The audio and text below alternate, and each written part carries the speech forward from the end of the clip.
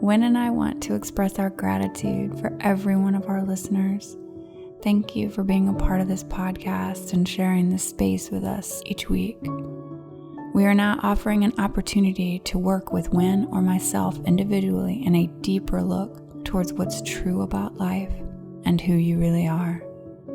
If you'd like to know more, email me or Wyn for more details. In a 3-day dive under the noise, anything is possible. Let's find out. Now onto the podcast.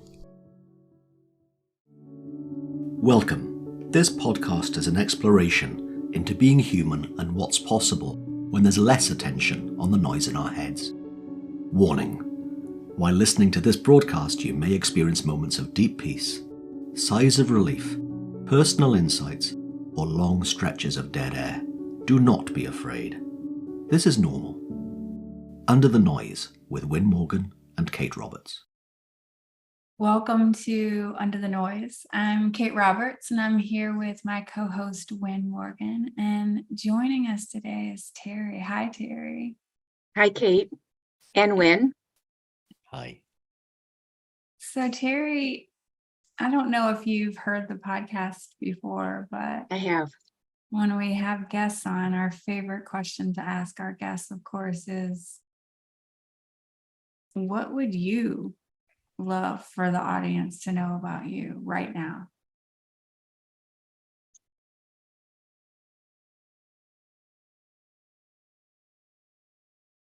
Well, I guess mostly that I'm no different than them. Mm. You know, I'm a human being in the world.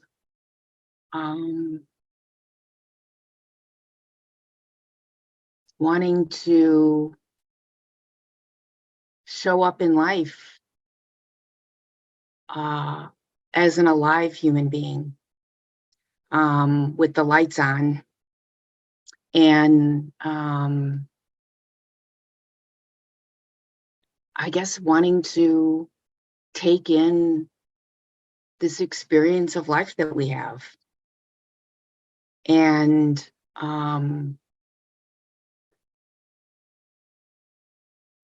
I happen to be a coach, and I love that. I love what I do.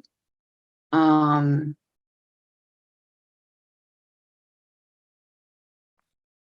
I discover more and more that the more I can show up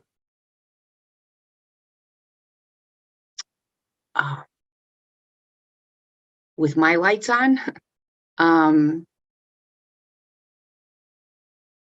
the more I'm able to help others, because that's the come from, right? Like that's, you know, as they say in this conversation, it's all about grounding. And I'm not really sure that I really knew what that meant. It made sense to me, but as I've been on this path of really wanting to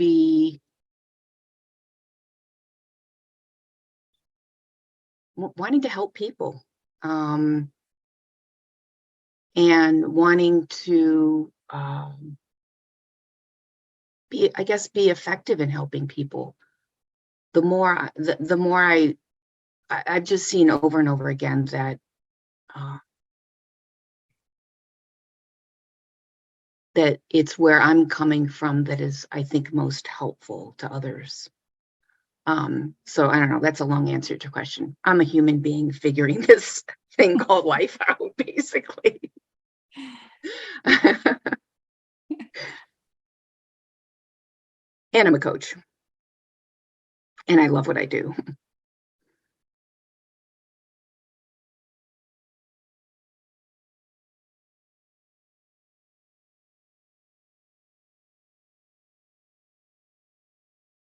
Teri, how did you find your way into coaching? Well, I come from the counseling world. So I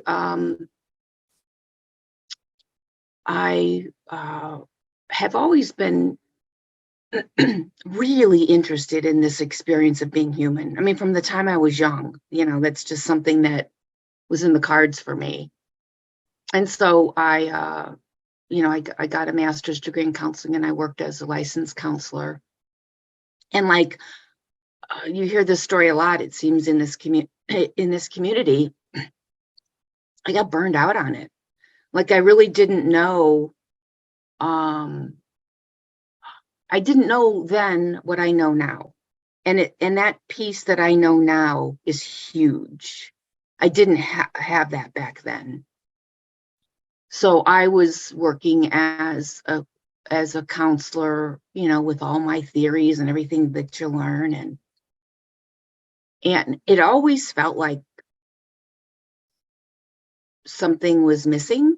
I didn't know what that was.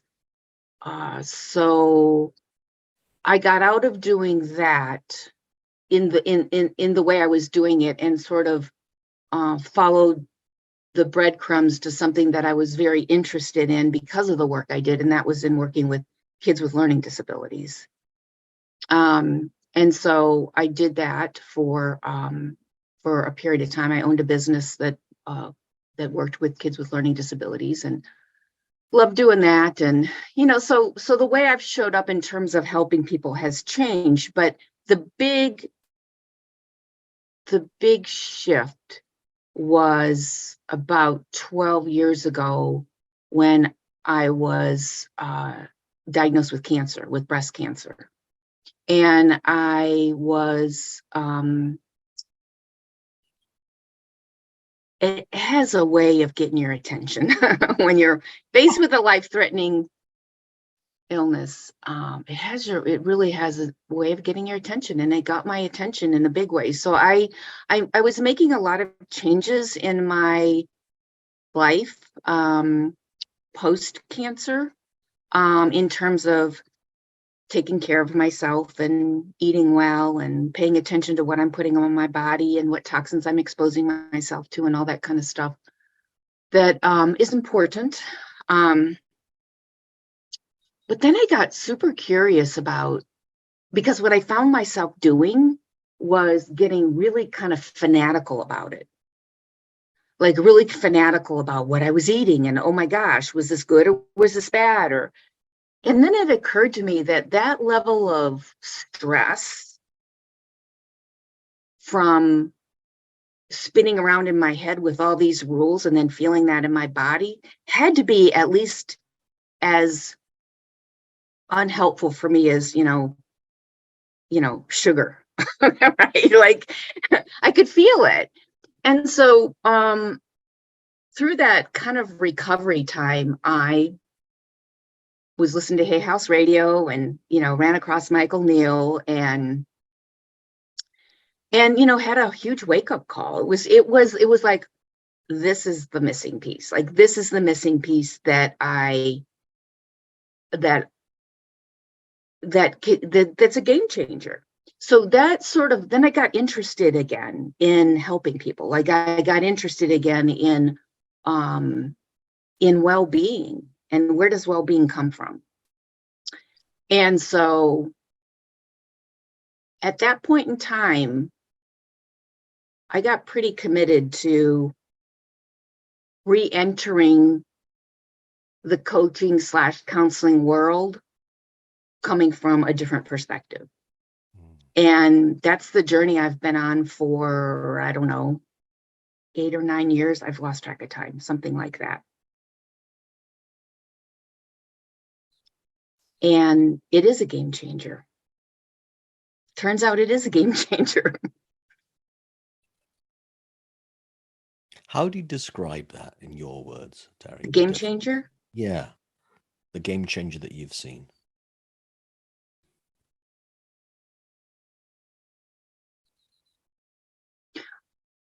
Well, for the first thing that occurs to me, it's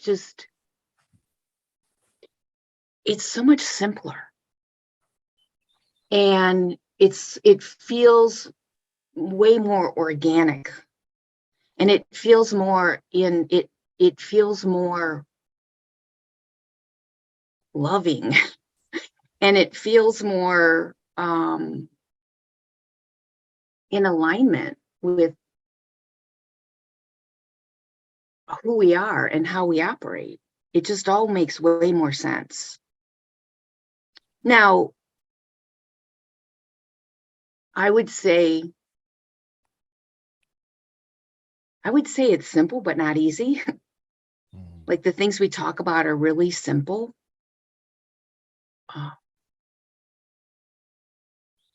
But I think it's not always easy, myself included, for clients to see how simple it is, because our mind complicates everything. That's why. That's the simple answer to that, because our mind complicates everything. The more, and I see this more and more, like the more, I think that I think it can be so compelling. Can be so compelling to pay attention to what's going on up in our heads. But I think for me, the longer I'm in this conversation for myself and what I see when this transformation I see with clients, the less compelling it is. The less compelling it is because it affects our quality of life,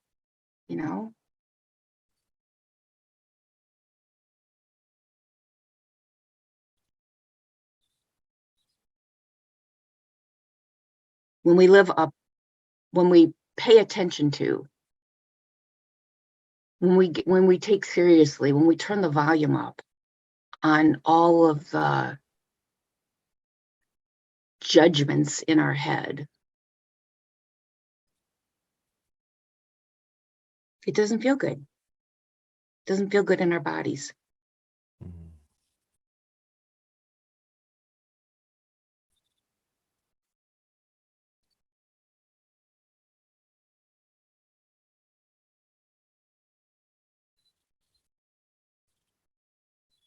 And when you see that over and over again, over and over and over again,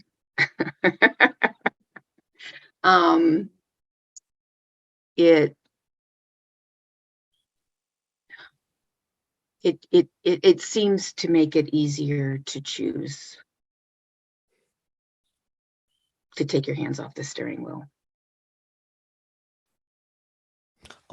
What have you noticed that happens for you when you take your hands off the steering wheel?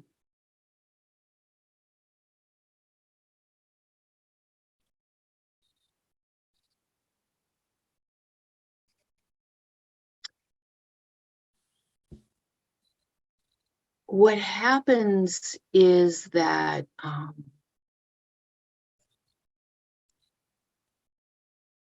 I feel more peaceful. I feel more like myself, like my true self.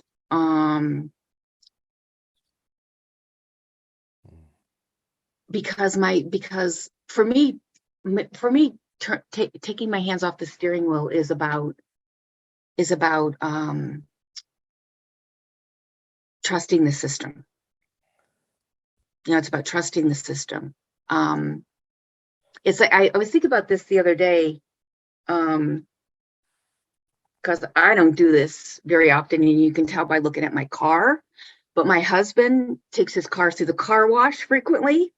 And when you take your car through that automatic car wash, you pull up, and then there's a point in time where you put your car in neutral, you take your hands off the steering wheel, and you let that system do its job. And I don't know, when we were going through that, I was like, I saw that metaphor, right? Like that yeah, we are built. We're just so beautifully built. And yet we interfere a lot. We interfere a lot because I think because we think we have to do something. Like we think we have to do something to get back to where we want to be in terms of how we're feeling. And that's where, to me, that's where you're grabbing the steering wheel, right? You're I'm, not accepting, not in alliance with just what's going on at the moment, knowing that whatever's going on in the moment within me is, will pass. Like, it's not long lived. If I leave it alone, it will pass. It'll do what it does, And I'll tell you, I have gotten so much more reverence, respect for that. And I think that, I think the game changer for me has been seeing that when I'm in it, and as you know, when from our conversations, I've been in a little bit of a funk. I was in a funk for a little bit, and I could sit here and tell you the reasons why. I had some stuff going on in my life, like we all do, right? And what I've seen is that the more I just allow for that to unfold, whatever's going on within me, and I walk along it's like I walk along with myself, like this higher part of me, my wisdom, I would say my true self, my observer. It's like walking alongside my human and seeing, and seeing what's going on, like being onto what's going on, that I've got a lot of busy thinking. I've got a lot going on in my head. A lot of that has to do with rules and lines in the sand of how things should be or how things shouldn't be, or how I don't like how life is going. I don't like this is happening. There's a lot of resistance up there. And I'm feeling it. But when I'm walking alongside myself, watching that happen, there's something about that for me that is way easier to not try to get in there and meddle. To trusting that, and not only that, but first of all, trusting that whatever is coming up for a reason, sometimes, and sometimes not. I don't know. But what I do know is that when I just allow for wherever I am at any given moment, but I'm also walking along myself in that journey, I see a lot. I see things. And like I see where I'm hooked, I see where I'm caught, where I'm not free. And but it's not a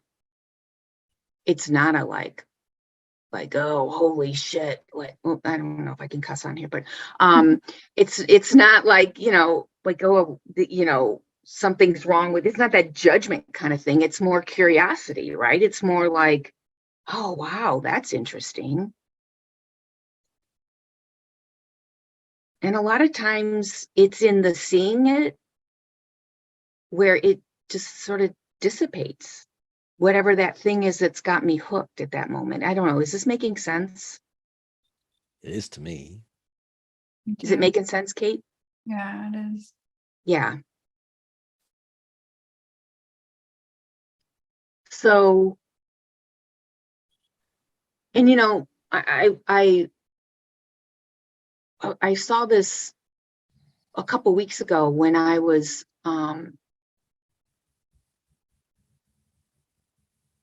like the way I would describe working with clients is that I feel like I walk alongside them on this journey and just point things out, you know, but sometimes I have to really make sure they're with me because sometimes I look, metaphorically, look beside me and they're way back there, right? And then I, have to kind of go back and walk alongside them again. And you could say that that's like kind of meeting people where they are. And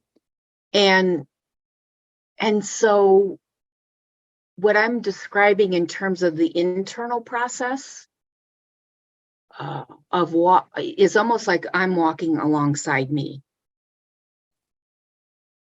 Like the wise part of me, my wisdom, my true self is walking alongside that part of me that's caught up or that's lost or that's on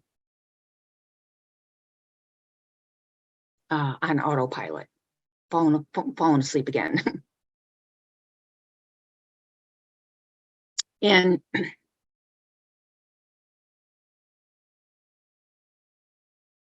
so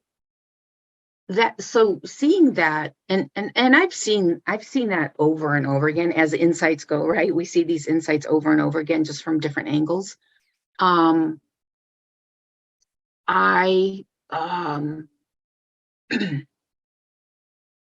I trust it, and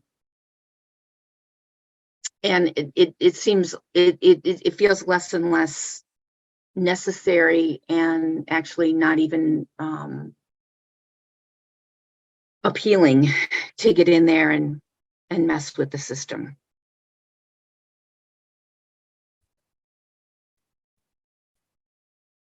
And and that's a really cool thing to see.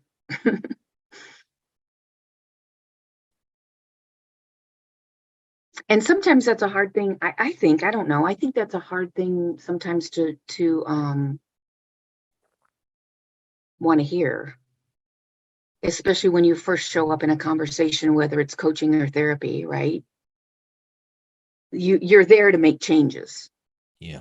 You're there to get rid of something. Usually it's to get rid of those parts of yourself that you're judging and you don't like.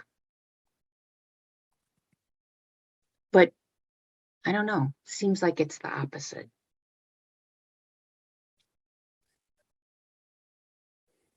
But in the acceptance, in the allowance for whatever's there, whatever's coming up, then when you're not so busy trying to fix yourself, because that's a lot of energy. If you think about like that, we're made of energy, right? And then we only have so much energy to put out, and so we're always sort of, I think as humans, we're always like negotiating our energy, like what re-energizes me, what drains me, right? And when you let go of trying to fix yourself, that frees up a lot of energy. And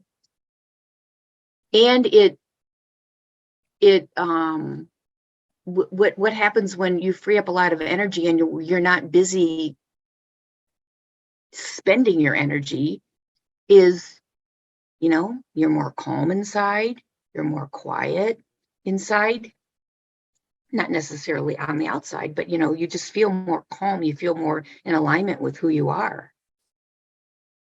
And that's where the transformation happens, not in the busyness. I don't know, that's how I see it. Yeah. There's a question that occurred to me that anybody listening might have on their mind. Because I know in the not too distant past that I would have listened to what you said and I've made it, okay, so I get the idea, Teri. I need to take my hands off the wheel. not hold on tight when I've got judgment going on. Sounds neat, but I know that that isn't an idea for you. There's something deeper going on. So my question would be, what helped you see the truth of that makes it go from a good idea to that's just how we work?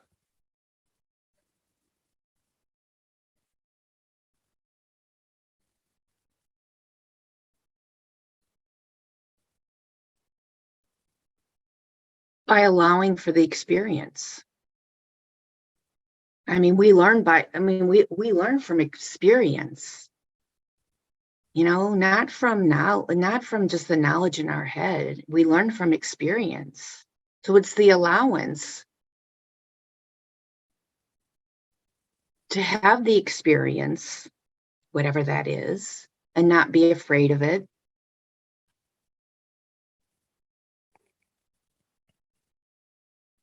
That shifts it from just being a good idea to being true.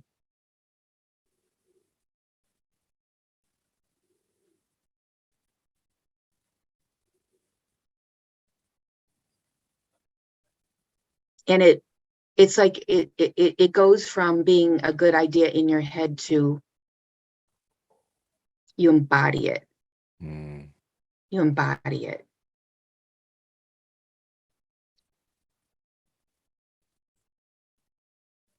Does that answer it?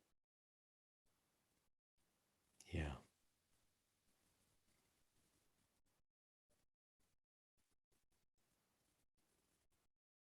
It does to me, and I hope it does to the person listening to you right now. Yeah. If they've got that question in their mind. We are just so programmed. As human beings, we operate under the influence of so much programming. And you got to have reverence for that. You have to have respect for that in the sense that you have to be able to see the puppet strings. And one thing that I've been seeing more, and I don't know that it's important really to distinguish the two, but that the body gets as programmed as the mind, right? Because they're thoughts and feelings are just the flip side of the same coin. And so, I talk to clients a lot about thoughts, right? And how, our body feels what we're thinking, what's going on in our head, the busyness. And when you have been believing and been under the influence of thought patterns, let's say you tend to have depressing type thoughts a lot, like that's your habitual pattern, which might be like negative thinking, or woe is me, nothing's ever going to work, or sort of depressing type thoughts. Well, and this has been going on for years. We feel that in our body, right? And so your body, your chemicals, everything in your body can tend to live in that depressive state, to the point where it's comfortable. Not comfortable. I don't like using that word because most people go, that's not comfortable. Familiar. It's familiar to the body. That state is familiar to the body. And so what I've been seeing lately that I think is just interesting is how, because, sometimes I'll talk to clients about, and they'll be like, yeah, but, I don't even know, like, I don't know where this feeling in my body came from because I don't really feel like I'm thinking anything, right? And not that it's important to look at the content of your thoughts. As a matter of fact, like, stay away from that. But what I'm seeing more and more is that like, I think sometimes the body yanks you back to, the body can yank you back to these familiar states. Now, whether or not, there was a thought and then the body responded, or that the body went back to this state. And then of course your mind's like, oh, I'm feeling depressed. Okay, well, let's look at things in my outside world that could be causing that. I don't know what comes first, the chicken or the egg here, but because I think they dance together. But I think it's just interesting to see.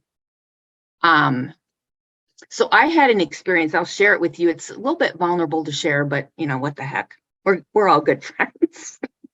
But it was really, gosh, it was a big insight for me. So we were driving back. Do I have time? Yeah. Yes. Okay. So my husband and I were driving back from a road trip just recently, driving through from Asheville, North Carolina, back to Missouri through the Smoky Mountains. And we like to, if we have the time, we like to take our time. So like, in other words, if we see something interesting, we'll pull off the road and go see it. And we're particularly, we're both nature lovers, and we're particularly love like water features, like waterfalls or hot springs and things like that. So, and let me just preface this by saying I was tired, and not in a, I wouldn't say I was in a bad mood, but I definitely was, I was tired. Okay. And so we're driving along, and I see this sign that says, and we're in Tennessee. I see this sign that says, Hot Springs Spa, Upper Cumberland. Okay. And I'm like, ooh, there's some hot springs.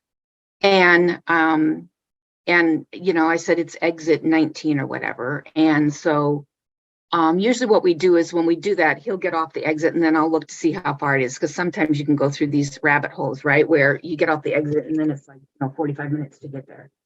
And so it was like 8 minutes. So we get off the highway, we're following the GPS, and suddenly we see this big old building, like we're in Commerce, right? We see this big old building that says Hot Springs Spas. It was a place to go buy a hot tub. Okay.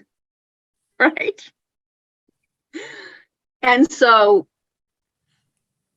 I'm like, oh, whoa, I totally misread. Like I pictured in my head what I wanted. I wanted hot springs, right? All right. So, we're laughing, and my husband's laughing about it, right? And so we turn around, we're like, okay, let's get back on the highway. And all of a sudden, I'm aware of me judging myself. Like, I'm aware of like this.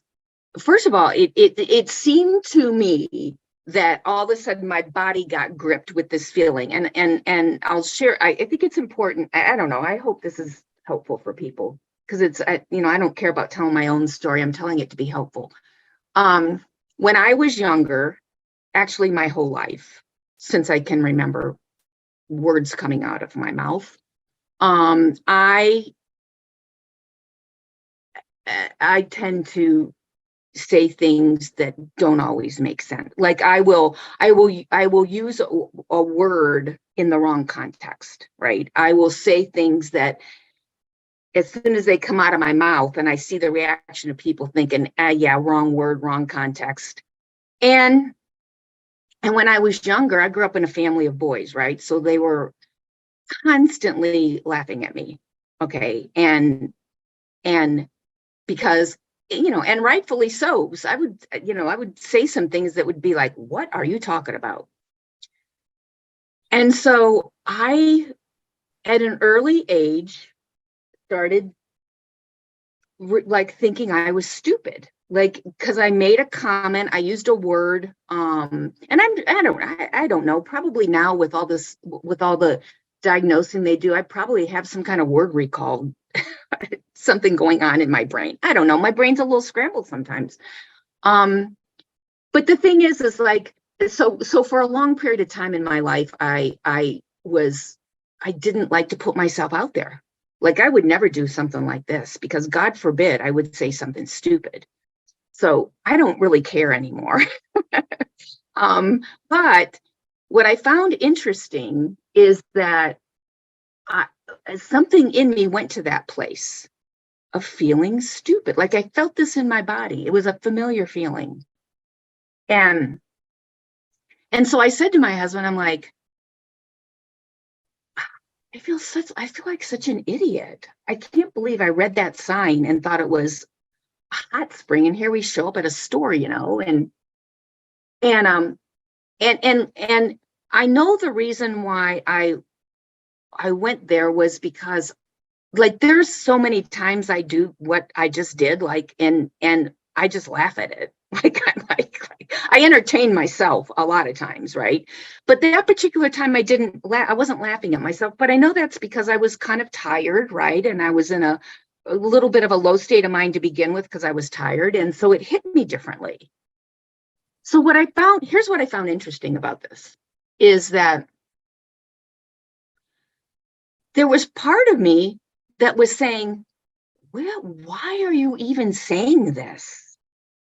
Where's this coming from? Why are you feeling stupid? That's not you, right? So it was really interesting to see. And the reason I'm telling this story is the power of conditioning, right? I don't know what yanked me back to some familiar feeling in my body where suddenly I felt like, ew, I should keep my mouth shut. I don't know if I had a thought and that affected my body and I felt this in my body, or my body felt this way. And then I don't know. I don't know how all that works. But my point in all this is just how incredibly conditioned we are and how we, and how innocent we are in it. Like I didn't do that on purpose. I mean, it just happened. but also sort of allowing for it and just being quiet with it also allowed me to see deeper how conditioned we are and how gentle we have to be with ourselves when we do find ourselves getting yanked back to thoughts about ourselves or feelings about ourselves or about life that just aren't true, and how you just have to really be loving and compassionate with that human part of yourself. That was a great story. And again, I feel like part of that is too, like, when you are walking alongside yourself, I don't know how else to say that, with this wise part of you, that's observing things like this happen, then there's so much to see in it because there's no judgment. There's no, you know how it all works, right? Like I think by now, you guys and the people that are listening are starting to get onto the way we work as humans. Like so you understand the system. And just because you understand the system doesn't mean that you're not going to get hijacked by it anymore. I think that's part something that I didn't know for a long time. I really thought once I figured this system out, I don't know what I thought, but I thought that I would never get tricked into believing my thoughts again or something like that. Not true. Yeah. Not true. But it doesn't have to be the same experience as it used to be. Very cool. Yeah, because that was the bit that I loved in your story, the universality of it, of when we're onto ourselves, when we're back into that habit of judging, as opposed to seeing the truth of our innocence, the truth of the innocence of hot springs. Well, yeah, it doesn't mean we're stupid. And then to see, wait a minute, that's what I do. So there's a perspective that we've got over ourselves, and that just, that's what is so incredible. Yeah. Yeah, it is. Because you're able to kind of see the story. Yeah. Right? Yeah. That sometimes hijacks you. And that it certainly at some point in my life, I believed as being true. I don't believe that anymore. But heck, I guess sometimes it's still, again, those programming is powerful in that sense. Yeah. And the beauty of then seeing through the programming and the conditioning that you mentioned, or seeing it for what it is, as opposed to being the victim of it. Yeah.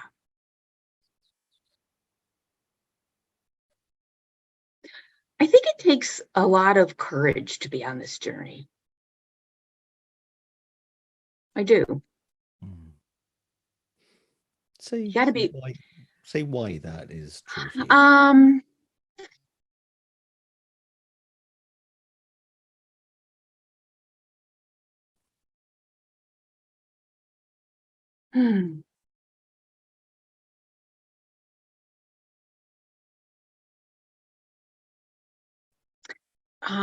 Because it's a lot of unknowns.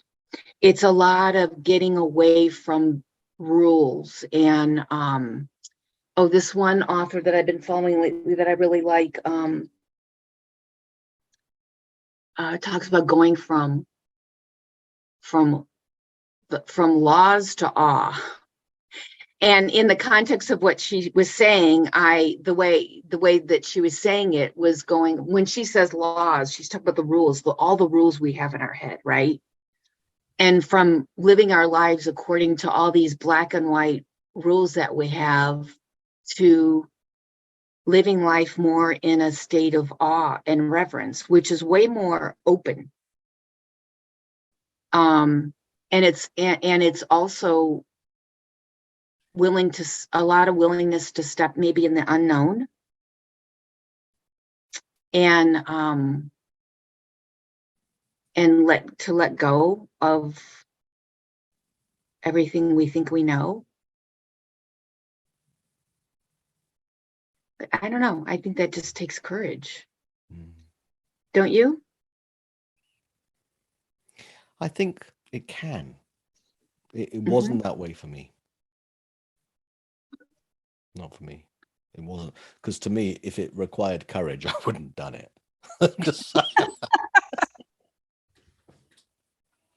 Yeah, I don't think I had a choice.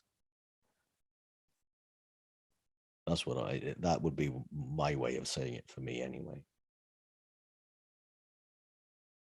Yeah, I don't know if I'm saying, I guess I'm saying that as I'm on the journey, not as I'm. Well, you're right, but it can show up differently for different people, right? Yeah. Yeah.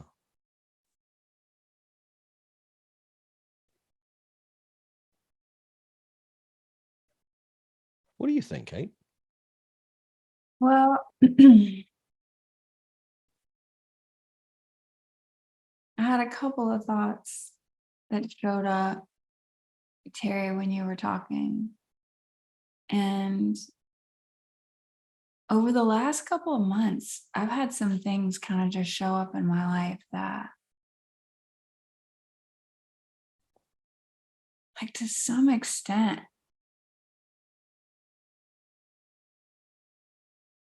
those moments in life where you kind of feel like things are all kind of coming in at the same time. And I felt like, and there's this when you start to see this kind of truth,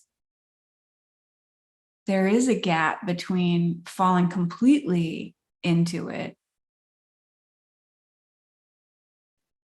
but still you feel a little kind of like, oh, I just feel like knocked about. That's what I felt like life was kind of knocking me about for a bit. Mm-hmm. And I knew it would pass. And that's what this understanding gives us, kind of like that parachute. But I still felt really knocked about. And I remember specifically having a conversation with my sister. And I was like, sometimes it would kind of just be nice if the intelligence of the universe just tapped me on my forehead and all of a sudden I could really just see how things were. So I didn't have to go through this all the time, fall into it and feel it all and come back and, just the ups and downs of it all. Right. She's like, yeah, I know you think that, but you'd probably end up on the couch, like drooling and not being able to like function as a human being anymore, because you've seen how things are. And now you can't really, like, our human brains probably just can't take that on.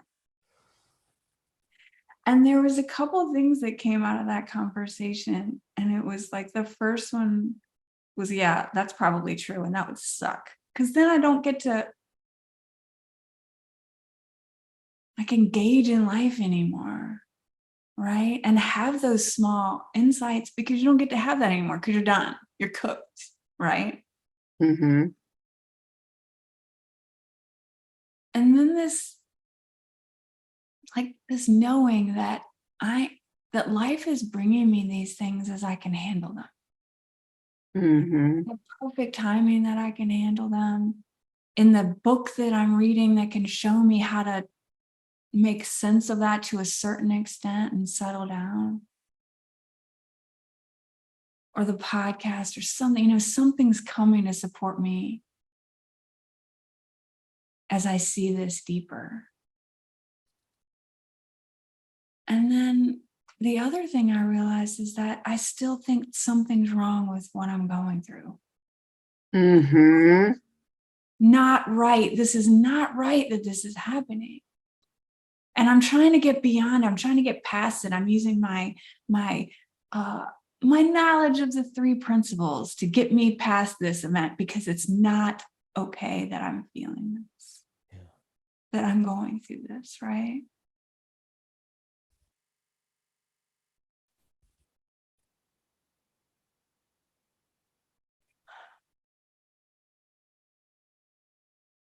And that's off. Like 100%, not within the truth that I understand at this point. Like this, all of this that's coming, all of this that I'm seeing, I may feel a little knocked about, and that's okay.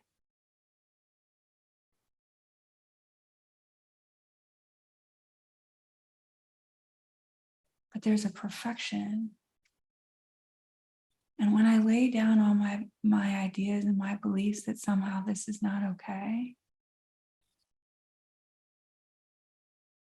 then there's an intimacy that I get to have with that experience, that when I'm so far into my story of that it shouldn't be this way, or that I use my knowledge or spirituality to somehow get over this, what's happening right now, that this experience is happening in the present moment is not okay.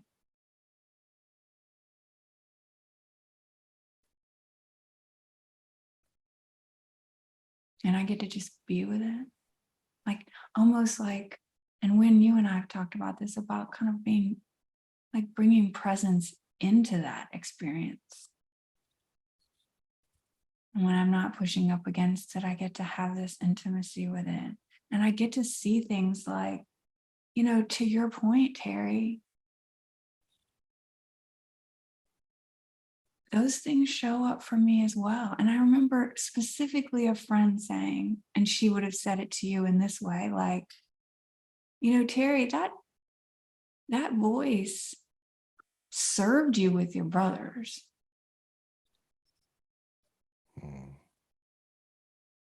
that thing that said, Teri, what are you doing? Don't say stupid stuff like that, right?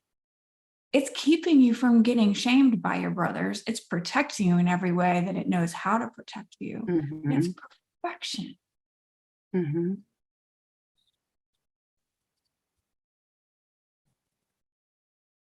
And I think when you're saying, you bring the observer, that deeper part of you, into that.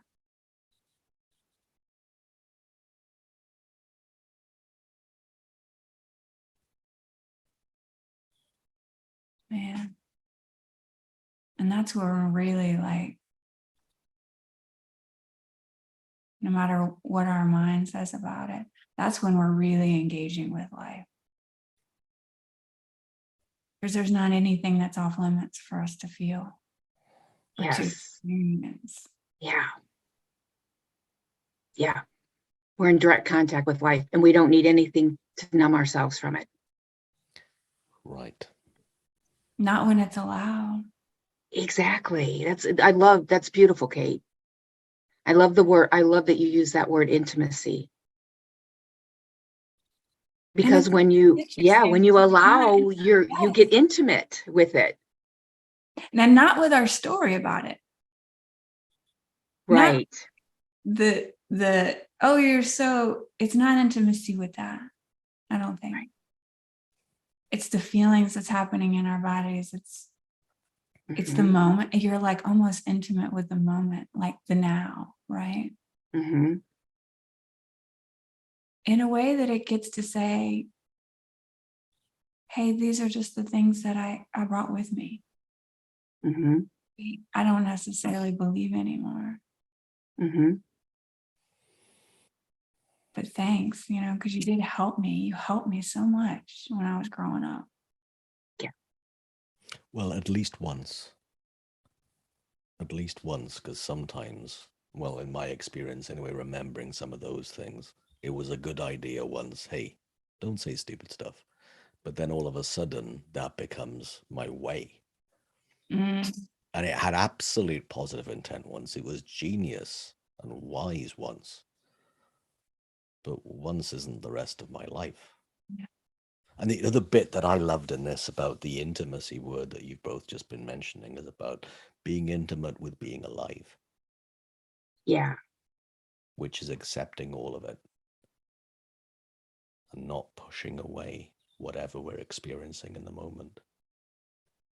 And it's, I did not think that was on offer in this life, in this existence. I did not think that. And it's an amazing thing to have noticed, allow for. This has been lovely. Can I say one other thing too? That I think it also, the allowance of being present to reality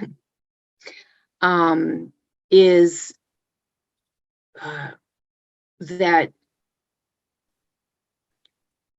for me, the pull towards going towards something that's going to make me feel better has lost its power, kind of. Like, it doesn't even interest me anymore. Well, if I only had this, or if I only had that, or I would just do this, like,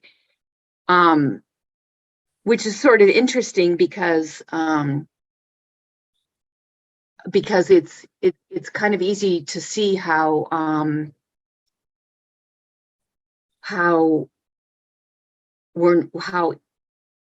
the inside outside works when it's something negative, but you kind of don't want to see it for positive things, and so it's also made me, and I've just realized this sort of has snuck up on me, I would say, over the years, is those things that the things that we get tempted by, that we think are going to make us feel better, they sort of lose their taste. Like, nah. Nah, because you just know that it's temporary. It's not the real deal. Like, yeah, and that doesn't mean we don't have preferences. Like, I'd rather organically be drawn to something out of a expansive, loving feeling within me rather than going for something to try to get that expansive, loving feeling within me.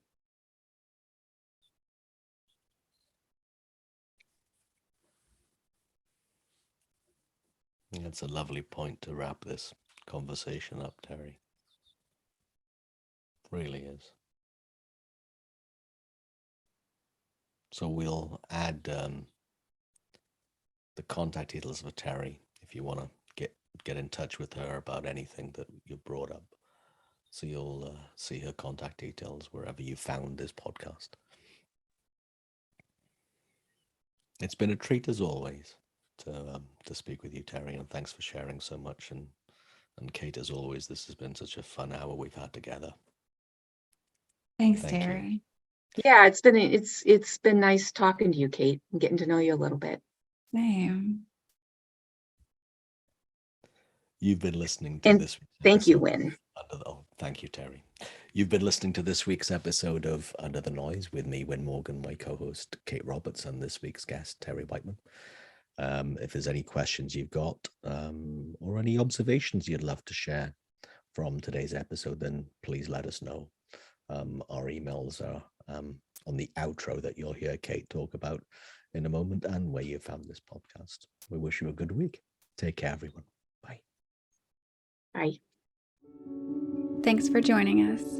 We'd love for you to subscribe, rate, and review. If you have a topic or question that you'd like us to chat about, email Wyn or Kate at wyn@winning.co.uk and Kate at katerobertscoaching.com. Until then, enjoy what's possible under the noise.